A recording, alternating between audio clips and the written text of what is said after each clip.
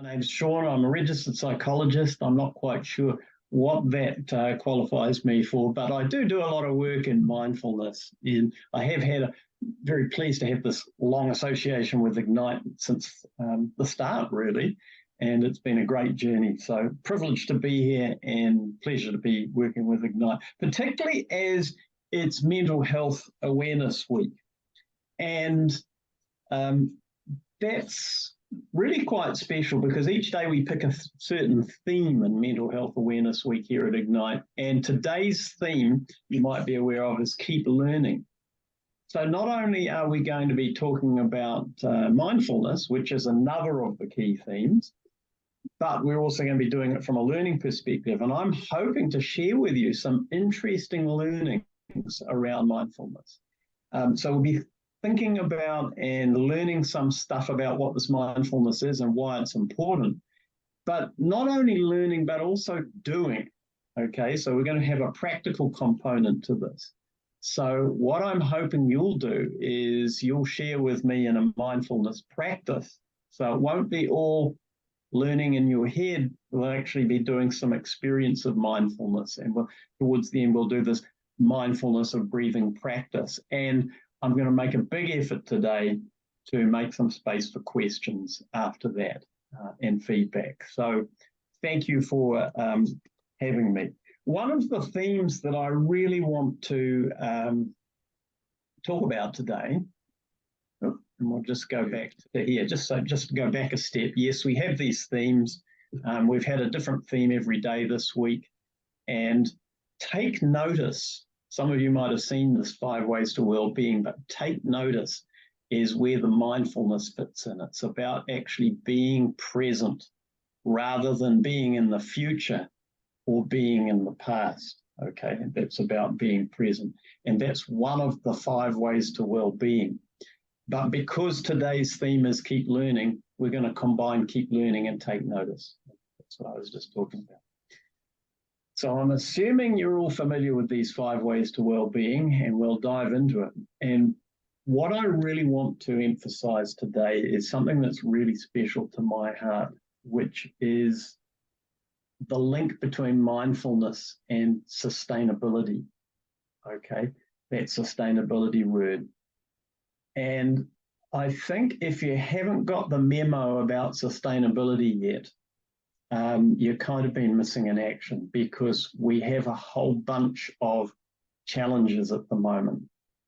And I think that weather events are really starting to heighten people's awareness of this. So it's moving from actually, oh yeah, what's the sustainability stuff? Yeah, that's just kind of taking my reusable shopping bags to the supermarket, to now hey, we've got some big challenges. Sustainability, not only in the environmental sense, but also in the social sense around inequality and so on. And so what's this link between mindfulness and sustainability?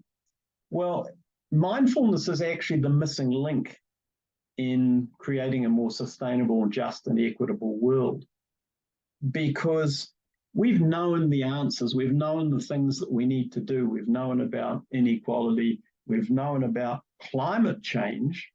Believe it or not, the scientists have known about climate change for over 120 years.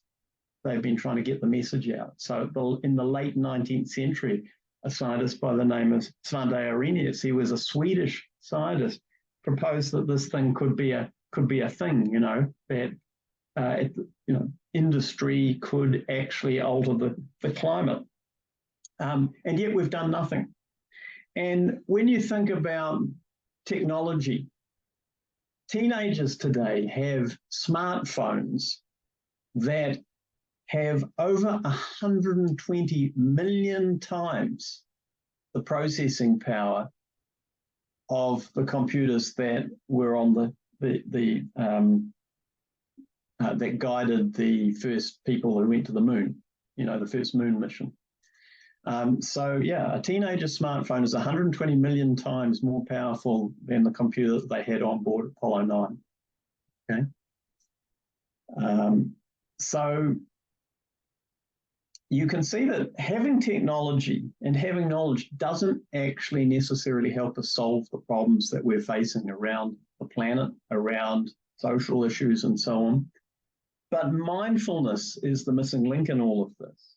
Okay. And we know on an individual level that mindfulness has a whole bunch of benefits. It improves your physical health.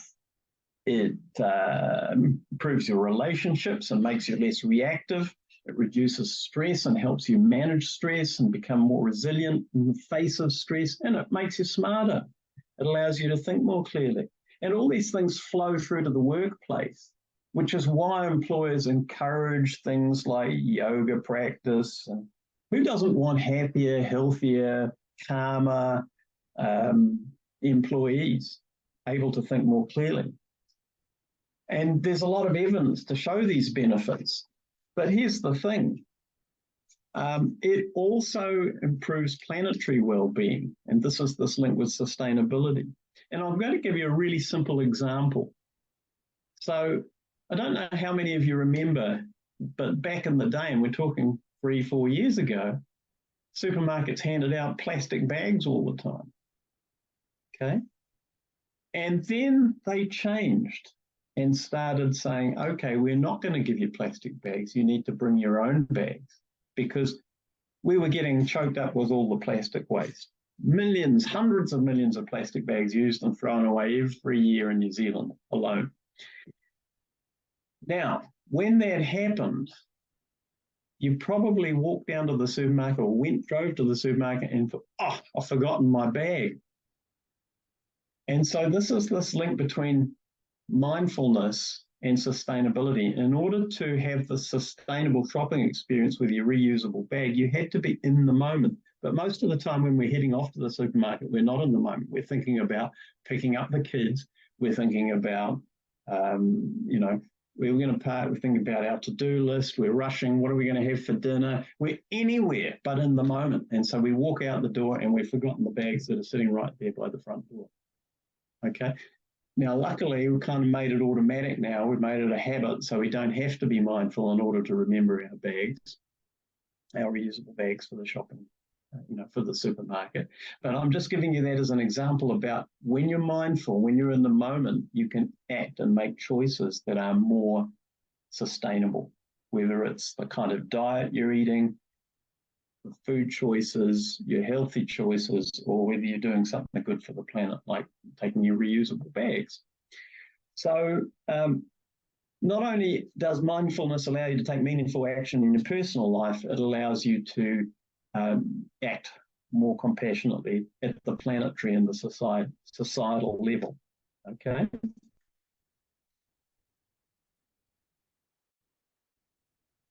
So here's a whakataki, which I love. Ko au te whenua ko. And I'm sure most of you know what this means. I am the land is me.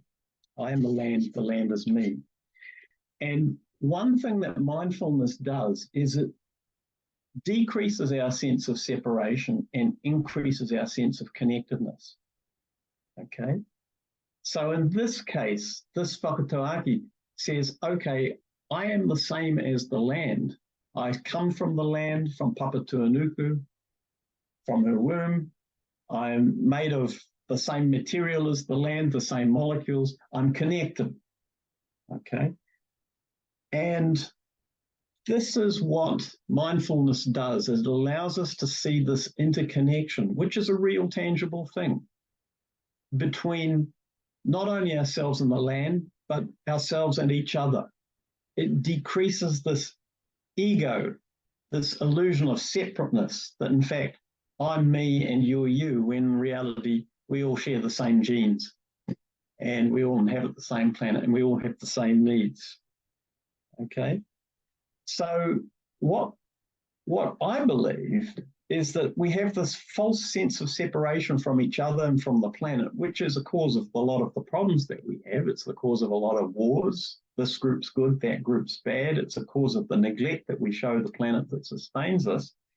And that false sense of separation, we can bridge that when we use mindfulness. When we practice mindfulness, doing things like yoga, breathing, meditation, journaling, embroidery, whatever it is that gets you mindful, we can step back to this true sense of just being connected and related, and allows us to access this interconnection of all creation. And I'll give you a current example without making light of the terrible things that are going on in Queenstown with the weather at the moment.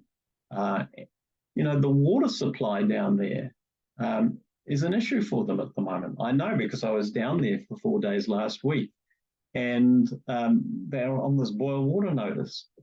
And there they were all the time. They had the tools to solve this issue, and they didn't, because really they're kind of seeing it as separate. Oh, well, we'll just defer that budget and we won't address this. But hey, guess what?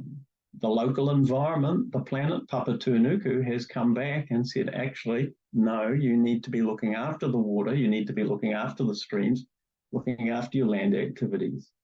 And so being mindful might have helped them avert that problem when the city fathers and the worthy people were busy debating what they were going to spend their money on 2 years ago.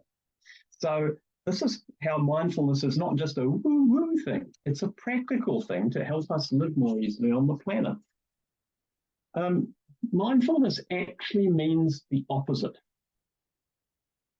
What do I mean by that? Well, when you're mindful, your mind's full and it's busy, right? But when you're mindful, in the true sense, your mind is actually empty. So we should actually be saying mind-emptyness. This picture on the slide here is in a favourite place of mine. I'm very lucky to visit Waiheke Island, near where I live here in Tamaki Makaurau. And when you get off the ferry, the passenger ferry at Matiatia, there's this sign, and it simply says, "Slow down, you're here." And I love it. I took this photo because I love the sign, because, how often do we actually just realize that we're already there, as opposed to jump out of constantly needing to be somewhere else? So you step off the ferry and already, you have to say, well, what am I going to rush to? I'm on an island. What have I got to do? Let's just enjoy the experience, the sunshine, the bicycle, whatever it is that we're doing here and now. And it means being fully present and savoring and tasting what's going on for you at the moment. And one of the best ways of doing that is through connecting with the breath, because often the mind can be very, very busy. So when we do our practice, we're going to do mindfulness of breathing, okay? And so that pure awareness of the moment helps us tap into not only this interconnectedness between all of us and between us on the planet, but also into simply being without thought or reactivity, needing to react, needing to fly off the handle, needing to be worried about something, needing to feel fear. It just allows us to just be present with what is happening. And so I'm very much a believer in the idea that it's not about mind over matter. It's actually about matter over mind. And what matters is being in the moment. Okay? You don't have to do a mindfulness of breathing practice. If you want to be mindful, there are many ways you can do this in your everyday life. Try walking the dog. Dogs are good at being mindful. They don't worry too much about the future. They tend to be quite happy in the present. But if you do walk, whether you've got a dog or not, don't take your smartphone. How many times have you seen people going down the street and they're not mindful? They're actually scrolling as they're walking. So they may as well be on Mars. The sun may as well not be shining. They could be anywhere, because they're not mindful. They're looking at their phone. Okay, so if you go walk and look at the trees. Go walk and look at someone's garden. Go and walk and notice the weather. And be truly present with what is, as opposed to a cat video from Yugoslavia or Croatia. Journaling, that's a popular one. I don't like it because it involves sitting down. And I prefer to be moving about, but some people quite like journaling, and they find it quite good to actually get the stuff that's busy in their minds down on paper, and then they become mind empty. as this little cartoon shows. And then there's this idea of mindful eating, which is a good practice that I sometimes do in workshops. So I'll hand out every participant a raisin, and then what we'll do is we will spend a minute, not a minute, 10 minutes eating one raisin. And trust me, you can do it, although you wouldn't want to do a whole pack like that because it would take you all day. But then you think about your own habits. How often do you sit down to dinner or a lunch or a snack and you pull your phone out? And then you've eaten your lunch and you might be sort of full, but have you tasted the food? Or you're watching the television. So it's about doing one thing at a time as well. So let's get into a practice. And this is your option to actually practice some of this. If you're sitting in a place where you feel comfortable and you want to join the practice, then just sit up straight. And we're going to practice the mindfulness of breathing, and I'm going to talk and give you some instructions. If you don't want to do this, then just sit it out. And start off by placing your feet on the ground and sitting up a little bit more straight. So if you can, just place your hands on your thighs or lap and sit up a little bit so you're not slouching forward or back, and you're balancing those sit bones. And if you want to, you can close your eyes if that's appropriate for you or wherever you are and you feel safe doing it. If that's not going to work for you, you can keep them open, or you can just soften your gaze and let your eyes go out of focus. And start now to tune inwards a little bit and start by noticing your feet on the ground. And notice what that feels like. Notice whether your feet feel tickly, warm, cool, any sense of pressure, anything at all. And then, having noticed your feet on the ground, simply notice where you're sitting, if you are sitting, and notice the contact you're making with your seat. That pressure, the weight of your torso, holding you down onto the seat. And then shift your awareness to your hands, where they're resting on your lap or on your thighs or knees. And notice your palms, any warmth or coolness, the back of your hands, hair on the back of your hands. And so as you tune inwards, you're starting to focus a little bit more and starting to still the mind very gently by concentrating on your own immediate experience. Now moving to your face, soften the skin on your face and relax your jaw. Notice any tension or holding in your jaw. And if you notice that, just let it go.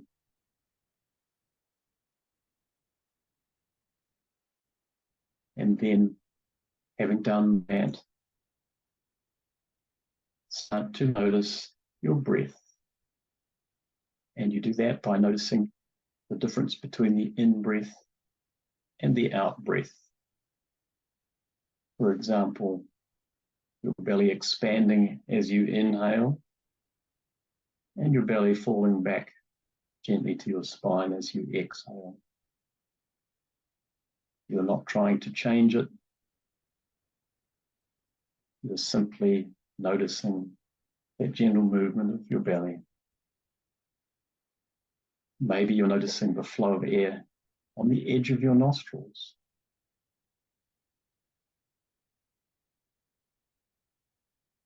The cool air on the in-breath. Maybe you notice just that very slight temperature difference of the warmer air on the out-breath.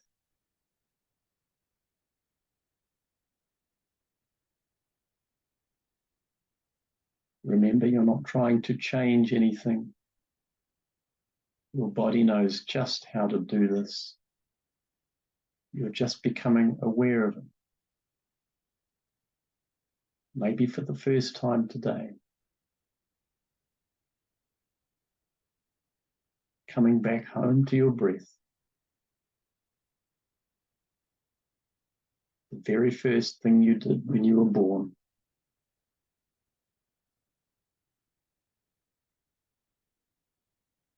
It's like an old friend. This in-breath and out-breath.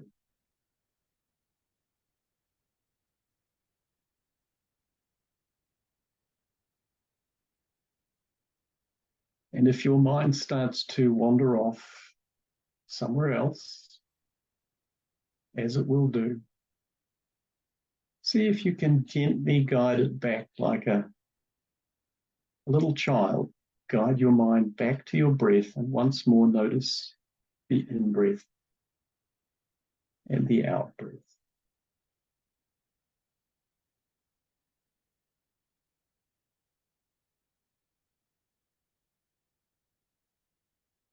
That gentle flow of air in without you even trying and back out. Simply being mindful of your breath.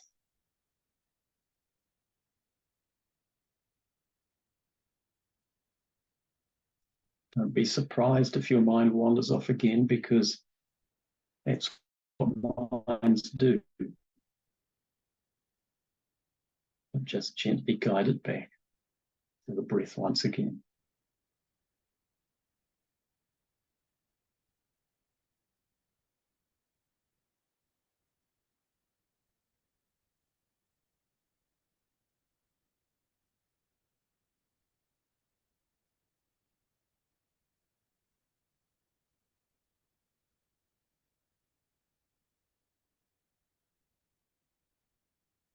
And now let that awareness of the breath go.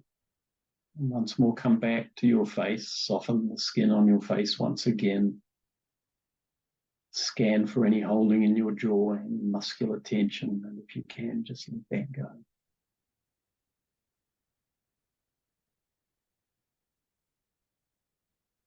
Move your attention now once more to your hands. And notice that warmth of your palms, the backs of your hands, anything at all, any sense of touch. Shift your attention to your seat, and once again notice the pressure of making contact with the seat.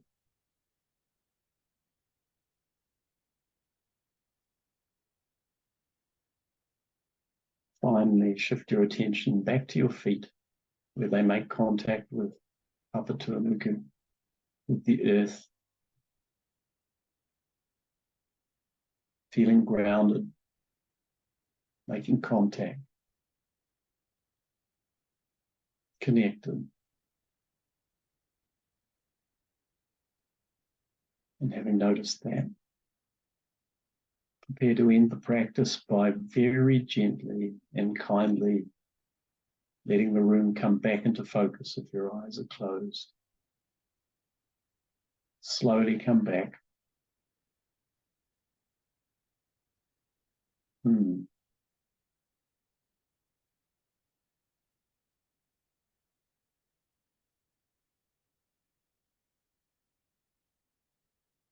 So thank you for joining me in that practice if you did. And I hope it wasn't too long for those of you who didn't join. But that is a brief mindfulness of breathing practice. So I think that kind of brings us to the end of the workshop. So I did have a thank you slide somewhere, but I think, there we go.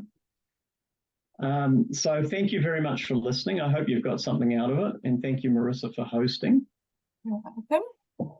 Thanks, Shaun. And thank you, everybody, for coming. I hope everybody has a great weekend and enjoy the rest of Mental Health Awareness Week.